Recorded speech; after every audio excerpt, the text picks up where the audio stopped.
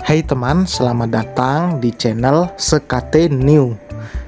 Jangan lupa pada teman-teman untuk like, komen, dan subscribe supaya tidak ketinggalan update dari channel ini. Mimin ucapkan terima kasih. Selamat menyaksikan. Terpaksa menikahi Pak Ustadz season 3 bab 52. Jantungnya berdetak lebih cepat dari biasanya. Keringat dingin sebesar biji jagung membasahi pelipis. Tangannya gemetar, nafasnya juga memburu. Sebisa mungkin ia fokus untuk menyetir. Saat ini yang ada dalam benaknya adalah Hana. Pak Daryo yang baru sampai di kediaman Matiin dibuat kaget karena Hana sudah tidak sadarkan diri dengan keadaan pendarahan. Ya Allah, kuatkan istriku dan bayi kami. Dalam hatinya Matiin tidak berhenti berdoa. Matiin semakin gelisah saat jalanan semakin macet. Ponselnya berdering. Kembali nama sang ayah terlihat di sana. Selamat siang Pak, saya Dokter Rumana yang menangani istri Anda. Saya minta persetujuan Anda untuk bisa melakukan operasi. Akan lebih baik jika operasi dilakukan sekarang.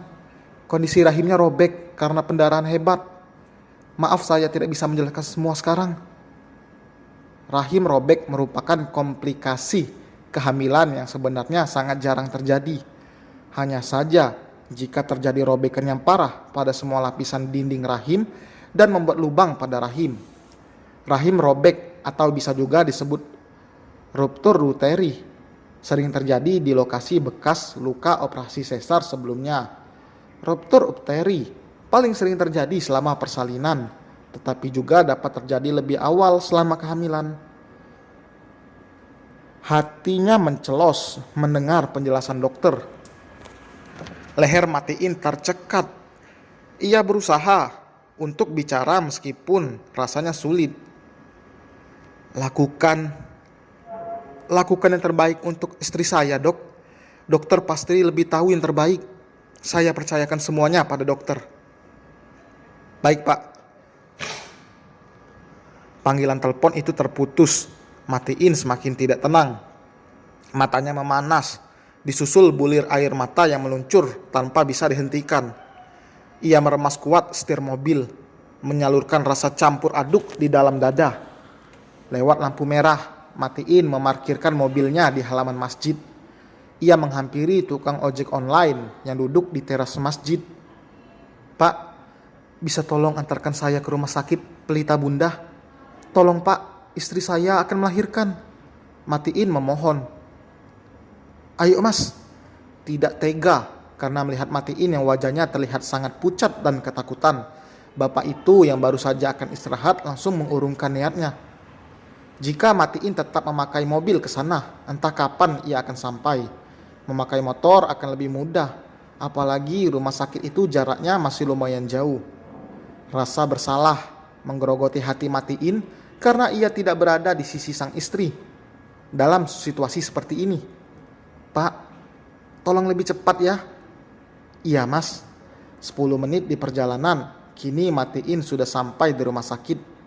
Ia berlari masuk menuju ruangan tempat istrinya berada.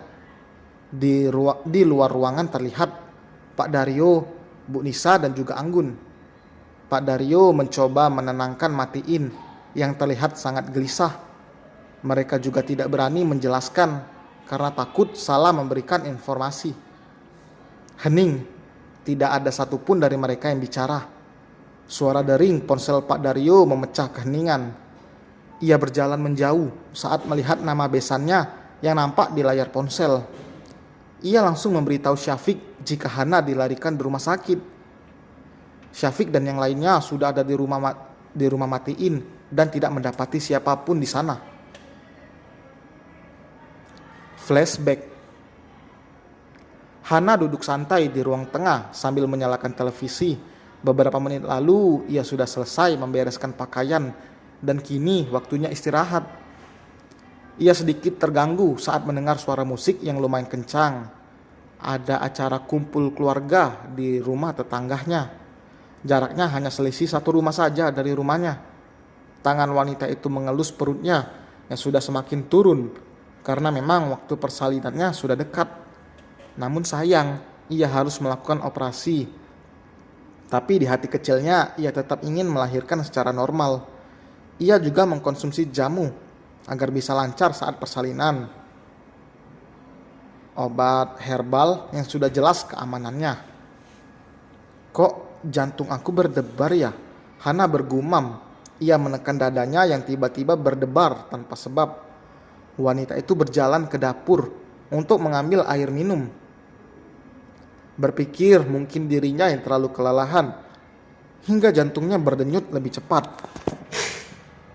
Padahal tidak ada aktivitas berlebih yang dilakukan. Untuk berjalan saja Hana sudah merasa lelah karena perutnya sudah besar. Hana coba mengatur napasnya karena kini malah dadanya terasa sesak. Sebisa mungkin ia mengontrol diri agar tidak panik. Karena jelas akan semakin tidak baik jika Hana nampak panik. Tenang Hana, wanita itu menarik napas panjang lalu menghembuskannya secara perlahan.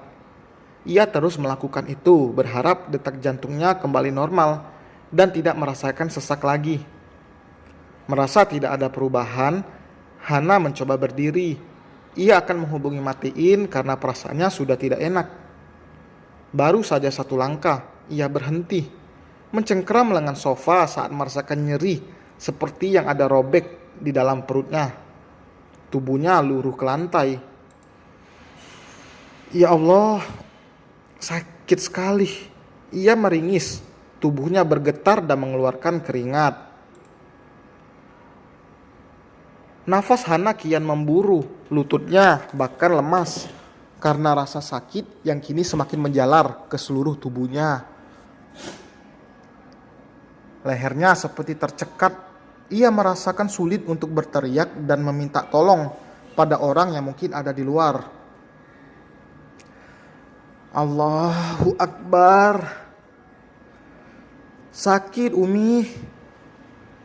Perut aku sakit Mi. Saat seperti ini Hana malah mengingat ibunya. Ia mencengkeram baju di bagian perutnya. Tenaganya terkuras karena rasa sakit yang tak terlukiskan itu. Matanya membelalak saat merasakan cairan keluar dari serapahannya. Hana semakin ketakutan.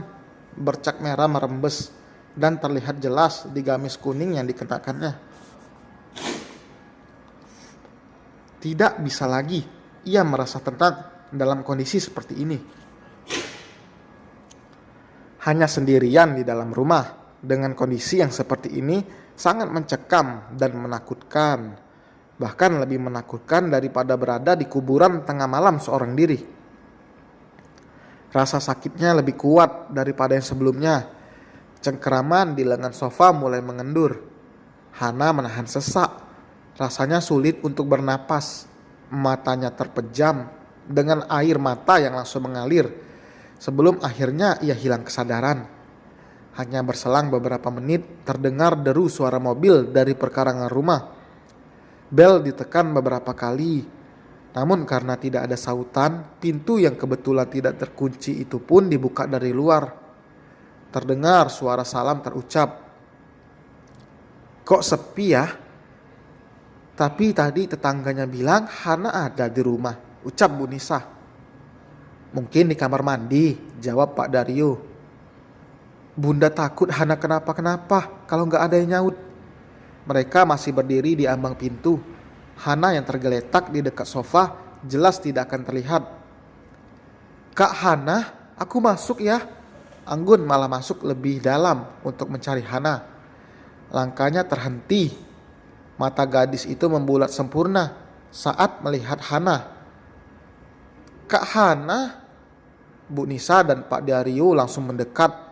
Mereka juga sama dibuat kaget dengan kondisi Hana yang sudah tidak berdaya, bahkan wajahnya pucat. Tidak menunggu waktu lama, Pak Daryo membopong tubuh menantunya itu untuk masuk ke dalam mobil. Darahnya banyak banget Bun. Cepat ya, jangan sampai Hana kenapa-kenapa. Flashback end. Dan selesai teman, terima kasih telah mendengarkan. Semoga Hana gak apa-apa ya. Amin. Jangan lupa teman-teman untuk like, berikan komentar, masukan, tanggapan, serta subscribe bagi teman-teman yang belum subscribe. Sampai berjumpa di bab berikutnya. Bye.